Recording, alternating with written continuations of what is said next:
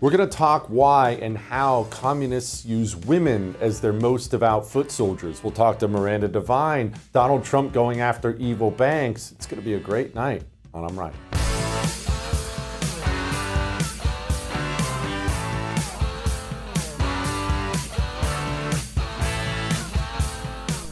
In any walk of life, certainly in politics, but in any walk of life, any business, any political party, sports team, you will find that it's important to find your most loyal followers, to feed them, listen to them, guide them, find the people who will lay down in traffic for you and use their loyalty to further whatever you're trying to further. If it's your business, find the guy who's so happy to be there, grateful for his job, loves working there, and that's the guy. That's going to be your guy. In politics, works the exact same way. Maybe you're confused about a few things you see from the Democrat Party today. When they get up and they say the crazy things they say, it's almost as if they don't care about you, the normal person. They're not even trying to talk to you. It's as if they're talking to a totally different species than you, and that is because they are. Because the Democrat Party's base, it used to be working people, poor people. That used to be kind of the base of the Democrat Party. And when they would give speeches, when they would run campaigns, they would campaign towards that. They would campaign for that. Those were their loyal followers. Hey, the poor people are going to turn out and vote for us. Blue collar will turn out and vote for us. And so they spoke to those people. But that day is past. Now they are speaking to mentally ill women. And historically, mentally ill women have been the most loyal, most vicious, most violent followers of communism in every single country communism has been implemented. You know who was probably more evil than Mao Zedong? His wife. Just unbelievably evil. Story after story after story of communist countries where the women oversaw the torture programs. The women were the first ones to report people. But why? It's not because women are stupid or bad or evil. It's none of those things. Why and how? And because that's what's happened today with the Democrat Party. They only speak to those mentally ill women. I'm going to show you a few different videos. I'm going to go pretty fast. And then we're going to discuss the why and how, because this is actually going to matter to you and your life, no matter who you are. First, let me introduce you to a history teacher who has no problem with child sacrifice. Sacrifices were volunteers from the elite class because they believed that the elites were closer to the gods and could therefore appease them better. Also, in terms of sacrifice, they were kind about it. Hear me out. Because unlike the Mexica, when you're like ripping out a still beating heart out of someone's chest, the Inca would intentionally use coca leaves and would use chicha and would drug up the sacrifice and then leave them on a mountain, a cold, chilly mountain, to be exposed to the elements. Which, if you're good, a volunteer sacrifice where you're heavily drugged before you die. Also, I mean, I can equate human sacrifice throughout history to so many things. And I think the fact that a lot of people are commenting, oh, but the sacrifice, is again indicative of the fact that you have received a quite white education because you are knowing them for the bad things that they have done and not all of the wonders that they accomplished. So they killed a few kids. They left them on a mountaintop to freeze to death. They were voluntary. Stop being so white. Okay. Look at these women. And on that revolutionary horizon, want to perform abortions in a church, but before it's all said and done. The only real difference between marriage and prostitution is the price and the duration of the contract. In addition to abolition of family policing, you argue for abolition of the family in general, and say that the institution of the family acts as part of the carceral system in the way that it reinforces children as property. I think the left is constantly surprised at how few people are, ready for revolt, despite, the extremely dire conditions that we are in that keep becoming more and more dire every day. Women and children are the most harmed by capitalism, but also women and children are the architects of their fate. Okay.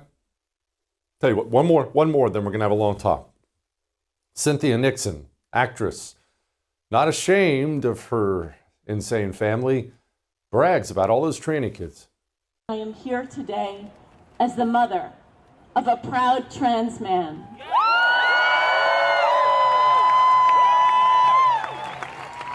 I am here today as the aunt of a proud trans man. My best friend's kid is trans, and my kid's best friend is trans.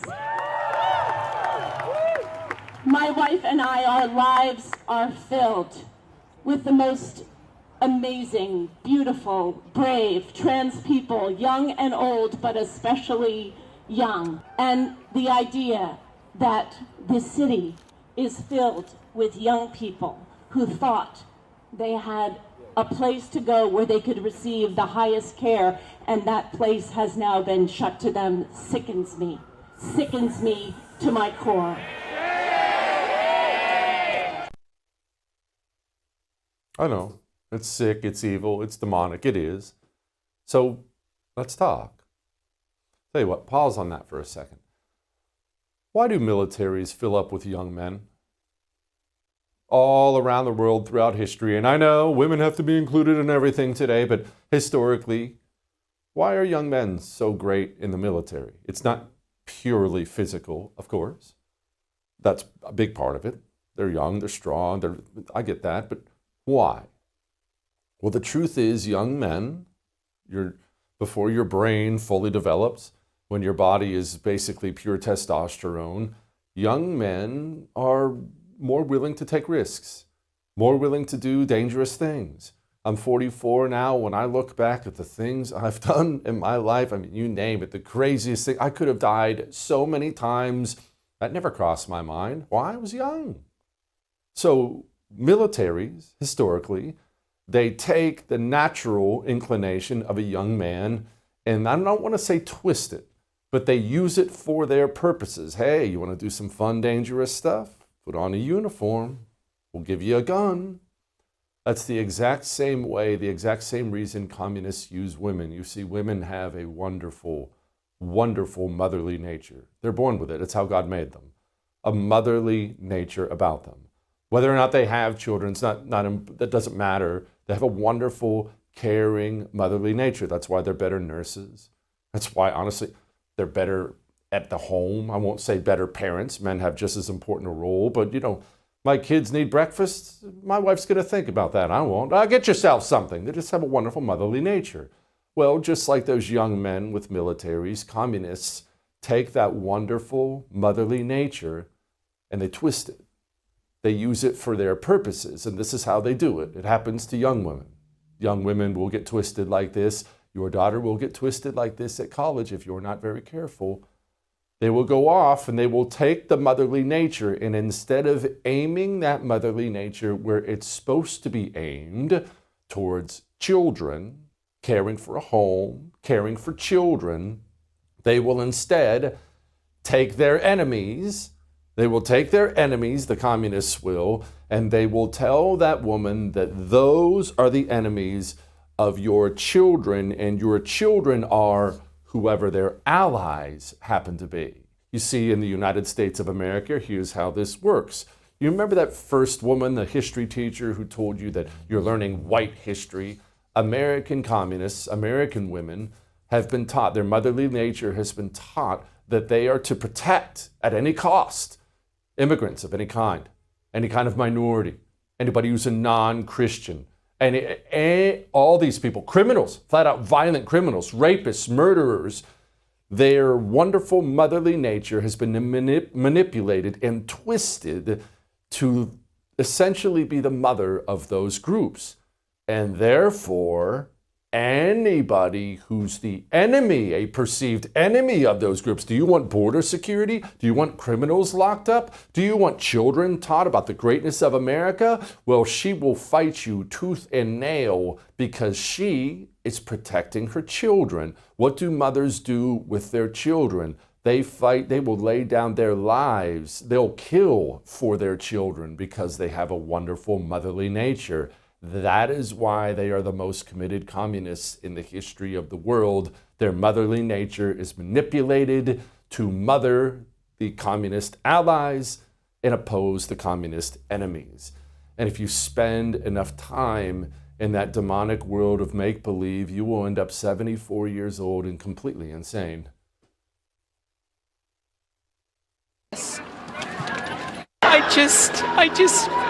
I'm just so scared. I'm 74 years old.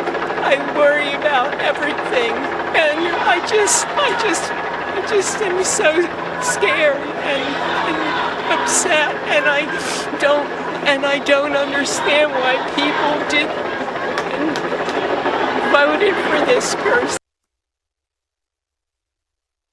74 years old. I think about my grandma, God rest her soul, Grandma Helen.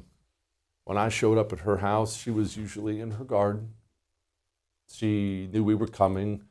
She was a terrible cook, by the way, but she made the best applesauce and bread in the world. She'd have some homemade applesauce, bread for us. She quilted.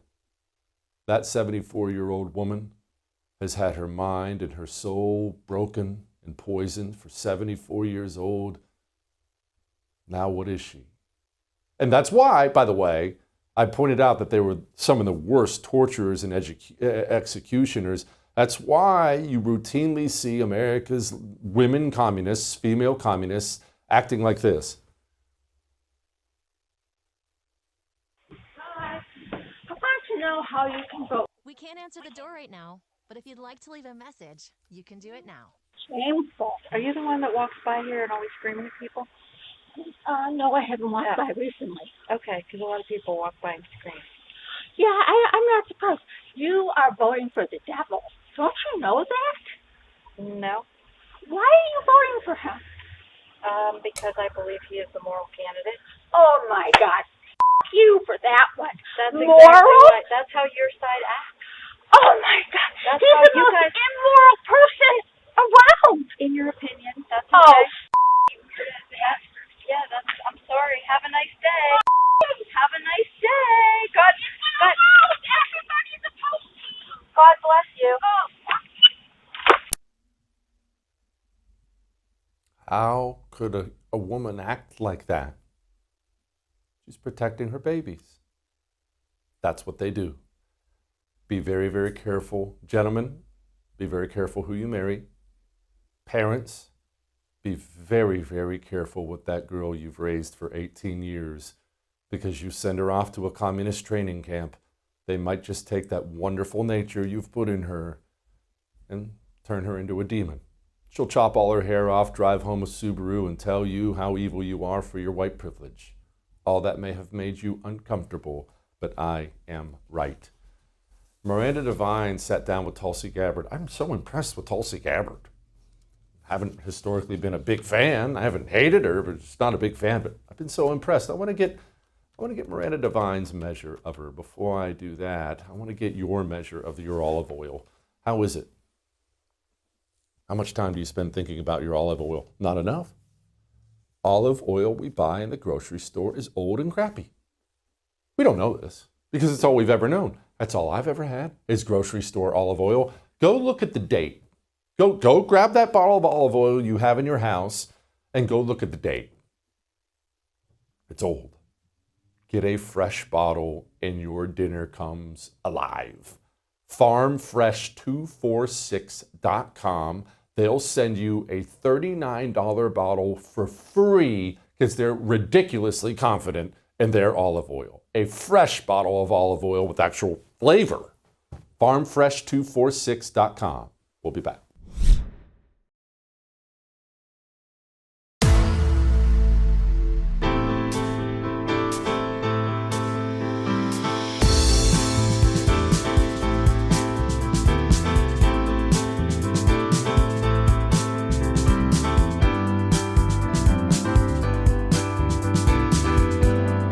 If they get away with it with Russia, the Russia hoax, what's ever going to stop it? Accountability. And does that mean accountability jail? has to take place. Is that jail? We've referred all of the documents we have found. We will continue to refer them to the Department of Justice for a criminal referral. Miranda Devine continues to get all the heavy hitters for her podcast on Pod Force One. It's amazing. Anyway, you already know Miranda Devine. She's always welcome on this show. Miranda, you had a chance to sit down with Tulsi Gabbard, and you understand what a mean cynic I am about all these people, but I've been so impressed by Tulsi Gabbard. Were you impressed? Totally. She is the real deal. And I think there's something special about her because she was sort of blooded in the Democratic Party machine. Remember, she was actually the vice president of the DNC at one point, and she was targeted for destruction by Hillary Clinton. So if anybody knows the wicked ways of Clinton, Obama, and the rest of these Democrat wrongdoers, it's Tulsi Gabbard. And since she herself was the victim, like Donald Trump, of their dirty tricks, she kind of knows where the bodies are buried and how they work to try and obstruct any transparency. And she's pretty determined, I think, that accountability will fall on these people. Miranda, do you get the sense that she carries that chip around on her shoulder? Not that I'm complaining, frankly, I hope she does, but do you get the sense that that's a motivating factor for her? When you're put on a domestic terrorist watch list, that tends to get people upset. Yeah, I mean, I wouldn't really characterize it as a chip on her shoulder because I think it's less personal than, about her concern for the fact that, really democracy was subverted, the people's will in the 2016 election when they voted for Donald Trump was subverted by these sore loser Democrats, by Hillary Clinton, by Barack Obama, and his ego, wanting to salve his ego because he was so conclusively repudiated by the election of Donald Trump, who was really the opposite of Obama, the anti-Obama. And so I think that's more what motivates her. And I think she's particularly sort of exercised about it because she went to war. She's a lieutenant colonel in the National Reserve. She went to war as a medic. She was in Iraq. She saw several of her compatriots killed and maimed in a war that its predicate was false information and false intelligence, fake intelligence, manufactured intelligence. And that's exactly what's happened in this case by some of the same characters. I mean, she points out in the interview that Jim Clapper, her predecessor as DNI under Obama, had boasted freely about the fact that he was behind some of that intelligence that led us into the Iraq war in the first place that turned out not to be true about, WMDs. So those same deep staters, intelligence people, national security people who have their own hidden malevolent agendas have been in charge for a very long time. And she's seen firsthand the consequences. And I think therefore she wants to root it out. What'd she tell you about the Russia hoax stuff?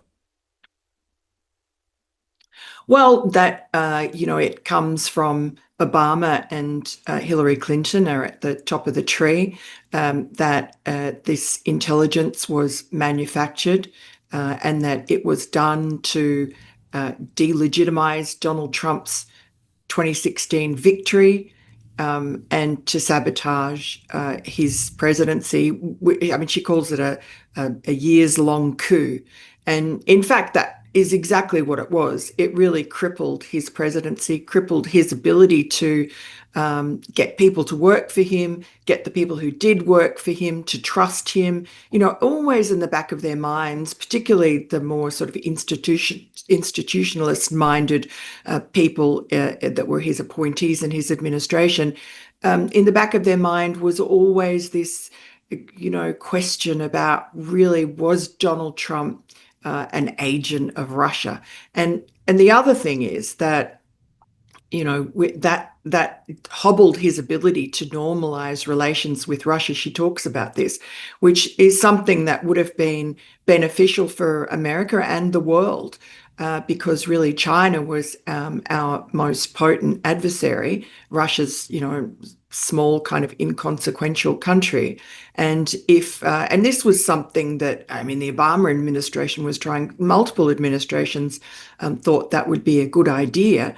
But Donald Trump, I guess, had to kind of prove his own innocence by not going easy. In fact, I think he bent over backwards to be seen to be not friendly to Russia in his first term, which was not what he had planned to do.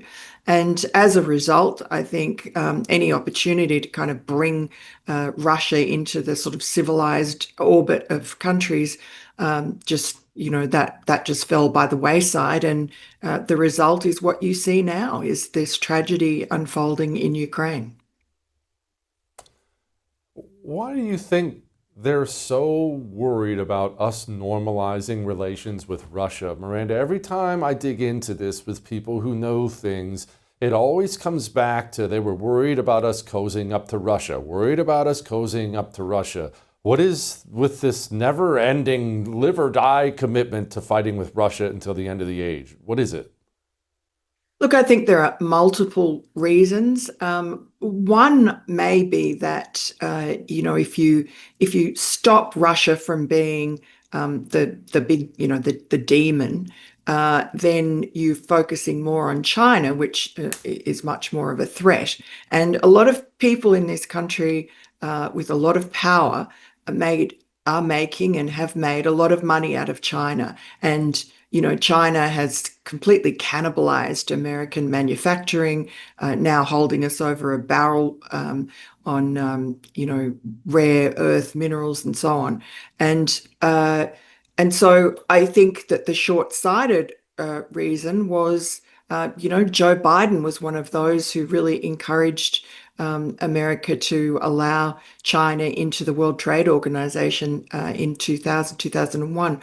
And so that sort of project that has enriched so many people, I think, would have been stymied if Russia was no longer perceived as any sort of a problem, and we focused our attention on China. And then, of course, it's the old cliche about the military-industrial complex. It's good for business to have Russia be the enemy, and all these countries nearby and NATO have to arm up to defend against it. What an ugly, tangled web. Miranda, keep exposing it. I appreciate you, as always. Thank you. All right. We have so much more to talk about. Debanking. What have you heard about that? What do you know about that? Well, let's talk about some punishment in the debanking industry. Before we talk about that, you're really going to be motivated to put your money where your morals are after we're done talking about it. Why don't you do that right now, really quickly? Corporate America did not sit on the sidelines when the communists were attacking you and me. Corporate America got off the sidelines, got in the fight against us. They did. And it wasn't just one company or two. The large corporations in this country hate us. Verizon, AT&T, and T-Mobile have used your money and used their efforts against us, against you, against me, against our culture. How do we punish them for that? Punishment is important. It's very important. Switch to Pure Talk. Pure Talk never did that. Pure Talk never would. Pure Talk's CEO walked the jungles of Vietnam for this country. Pure Talk's so patriotic, they hire Americans right here at home. You'll save a fortune. You keep your phone, keep your number, or get a new one. They have that too. Switch. puretalk.com/JesseTV. We'll be back.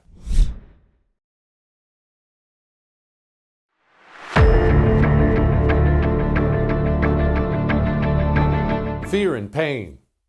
We discuss this a lot when it comes to communists, so let's rehash it for those who may have just joined us. Communists are not political. The liberal Aunt Peggy in your life, the Democrat they're not political. You are political. They are religious. They are devoutly religious. And religious fanatics like that, like Islamic jihadis, that's how you need to think about Democrats. They only will respond to fear and pain. When you think about that jihadi with a nail bomb in his backpack getting ready to walk into a school and blow himself up, think about how you would stop him. You're going to stop him in the parking lot and reason with him? You're going to explain to him why it's bad, why he's a hypocrite, why... None of those things would make a dent.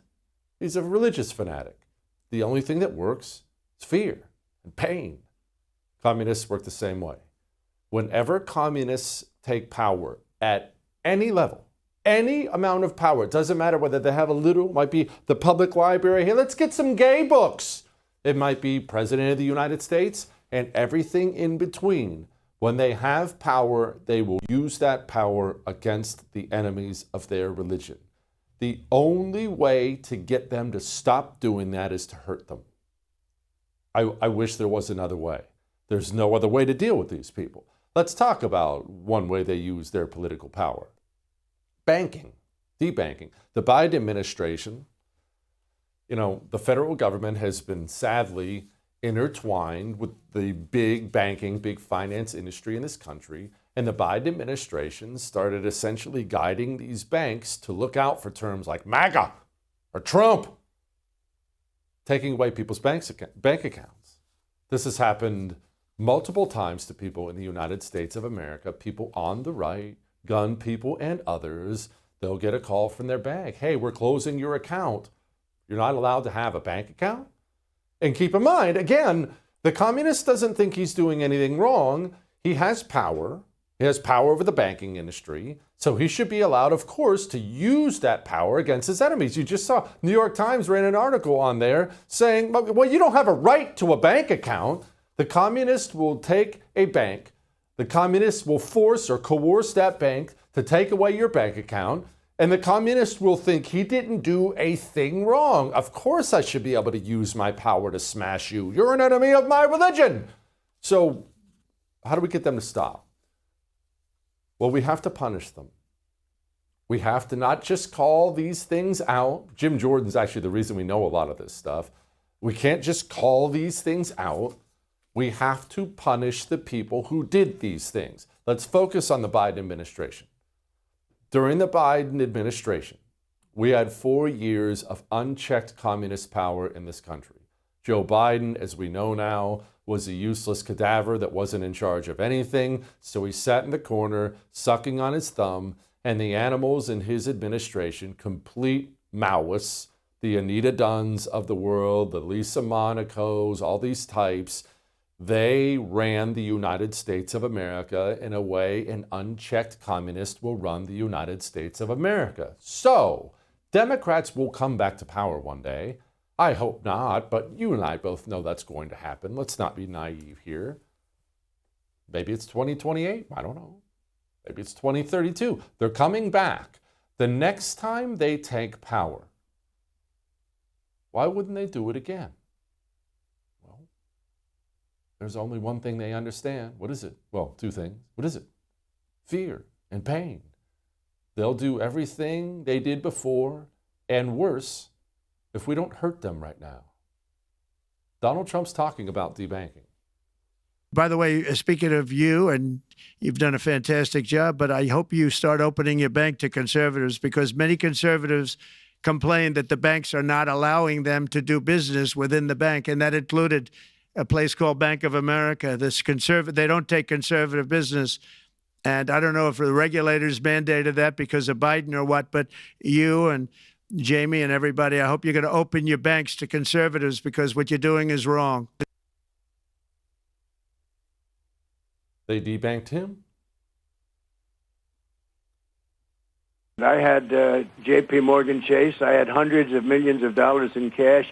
I could see if they want to, if they want to do something bad because you don't have any money and you're defaulted and they took people out. But I'll give you me as an example. I had hundreds of millions. I had many, many accounts loaded up with cash. I was loaded up with cash.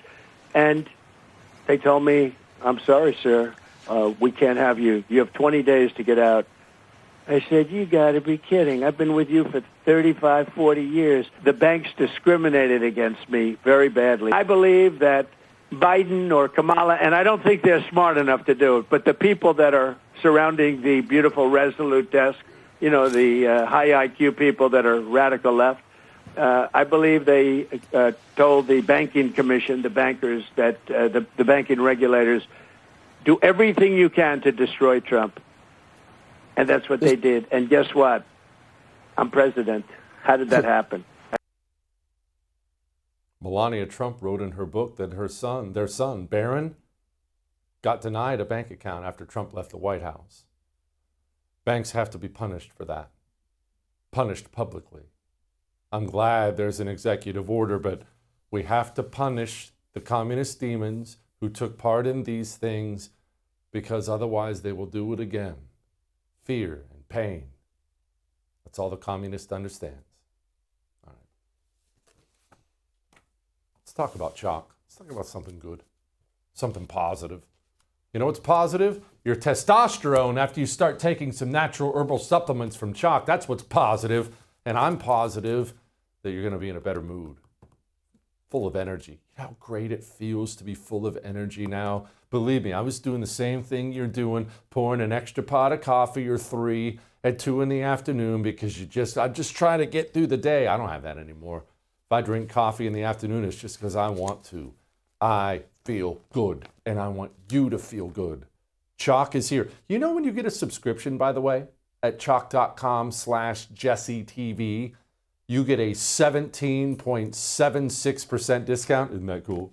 17.76% discount. Chalk.com/JesseTV. We'll be back.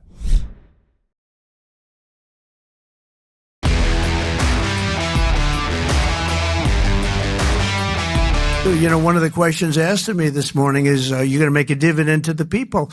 And the purpose of what I'm doing is primarily to pay down debt, which will happen in very large quantity. But I think there's also a possibility that we're taking in so much money that we may very well make a dividend to the people of America.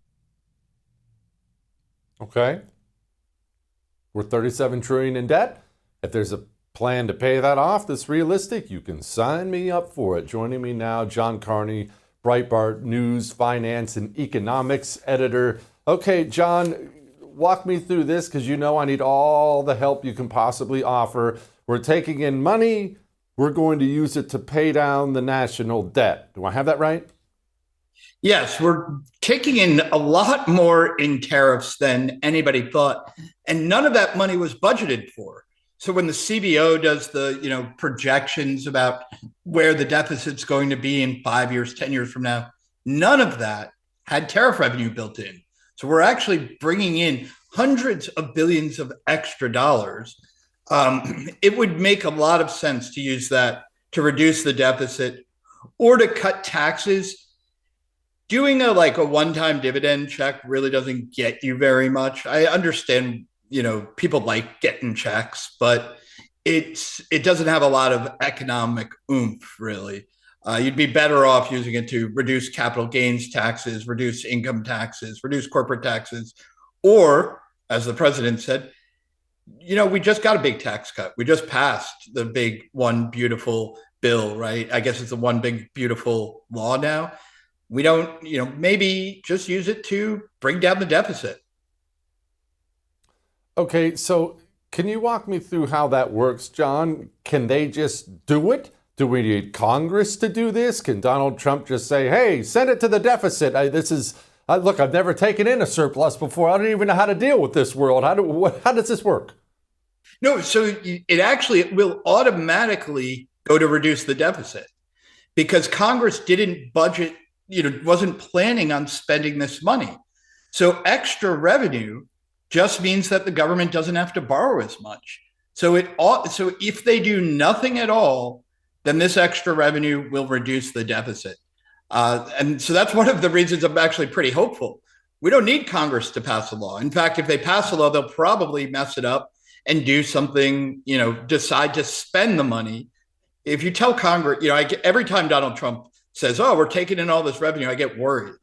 Because if you tell Congress it has more money, it's going to figure out a way to spend that money. And so I'd much rather have them, maybe just don't tell them at all. Let them find out at the end of the year when it turns out that the deficit is much lower than they thought it would be because we took in all this revenue. Okay, let's talk about the overall tariff situation. In fact, let's focus first on India. Trump has been slapping around the Indians for a couple days now. He's mad they're buying Russian oil. Should I, as an American consumer, be concerned that we're slapping a big tariff on them? Or what am I going to see? What in my life's going to go up besides the curry? So the curry isn't imported. You're not going to see a lot go up. What we import from India is a lot of stuff that then gets processed into other things, pharmaceuticals, ingredients that go into medicines. I don't think that consumers are going to see a big difference. And frankly, I don't think these tariffs will stick at the level that, at the 50% level that Donald Trump is proposing, because this is going to cause an earthquake inside of India. It's like the Liberation Day tariffs. Remember, Donald Trump proposed, these very high tariff levels, and then they came down because countries wanted to cut deals. I think India is going to look at it and say, well, yeah, we like buying oil from Russia, but it's far more important to our economy to be able to sell things at, a reasonable tariff level to the US. The 50% level is basically, comes close to being an embargo on buying things from India. They are going to come to heel pretty quickly, especially because, look, the entire world practically, except for China and Iran, maybe North Korea, really doesn't think that they should be buying oil from Russia, which supports the war in Ukraine anyway. So it's not a very popular thing for them to be doing. I think they're going to, cut a deal pretty quickly. Again, just because we are more important to their economy than Russian oil. Why are they buying oil from Russia? Is that just come down to a simple proximity thing, John? Because they're right there? Because, there are lots of places that sell oil. There's oil everywhere now.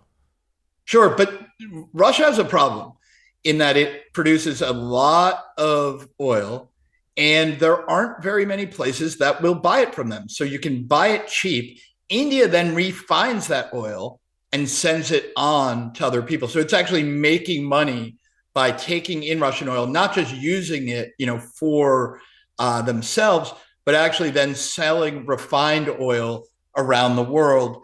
So they are, in a way, acting as like a middleman for Russian oil to the rest of the world. That's what Donald Trump really wants to stop. It's, they make money off it. They get the margins from it. But I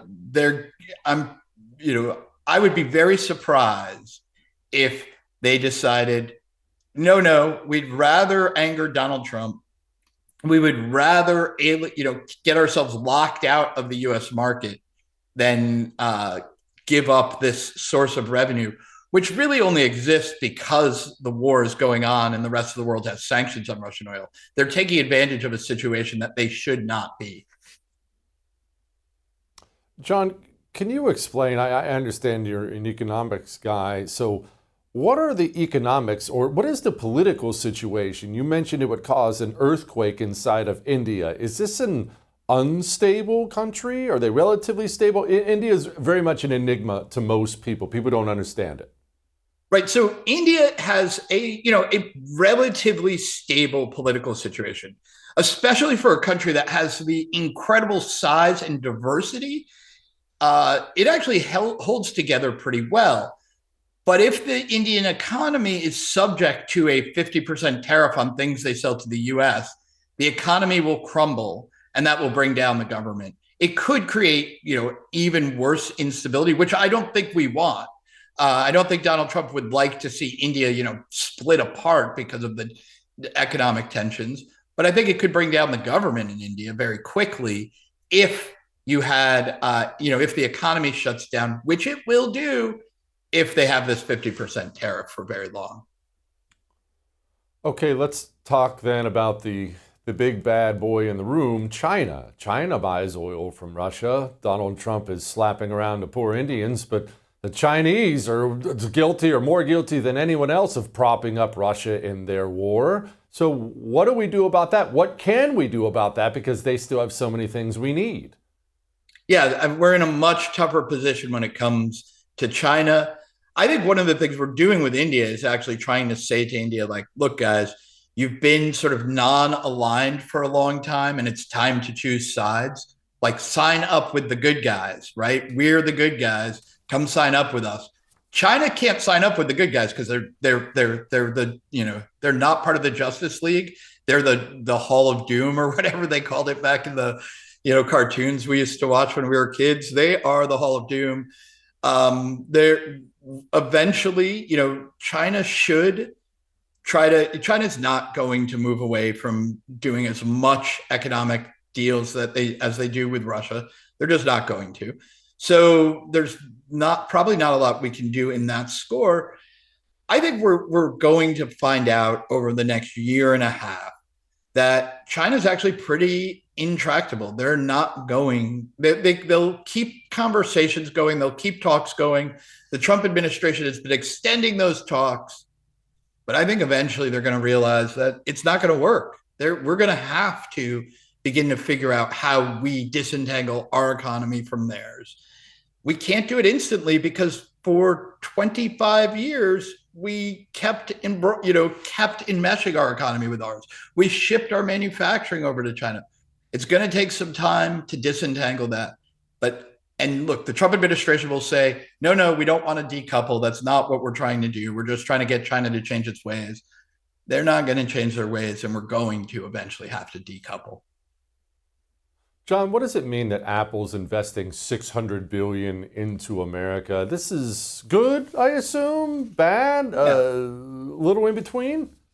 It's good. Apple really should get out of China. Maybe they stay in China to manufacture for the Chinese market, but they really need to begin to onshore manufacturing of iPhones into the United States, or at least into Mexico, into somewhere in Latin America. Would be much better off for Apple. It would be better off for Latin America. It would be better off for the United States. Doing it in China, yes, people will tell you, well, look, China has all these experts in making iPhones, but that didn't happen overnight. It's not like the Chinese are born knowing how to make iPhones better than the rest of the world. Apple trained these people how to make iPhones. They can do it again in another country. Again, that won't happen instantly. So one of the things I think Apple is doing with these is trying to set up the expertise they need to make more of their products here in the United States. That's good. That needs to happen. They should become less dependent on China just for pure business reasons. Because as I said, I don't think that China is a reliable provider of the iPhone. If I were Tim Cook, I would say, okay, what are the odds 20 years from now, over the next 20 years, that the US has a major conflict with China? I think they're pretty high. And so if your entire business depends on, stuff coming from China, your business is at risk. So just as a straight out business case, they need to extricate themselves from China, decouple Apple from China. John, thank you, my brother, as always. It's time for Lighten the Mood. Next.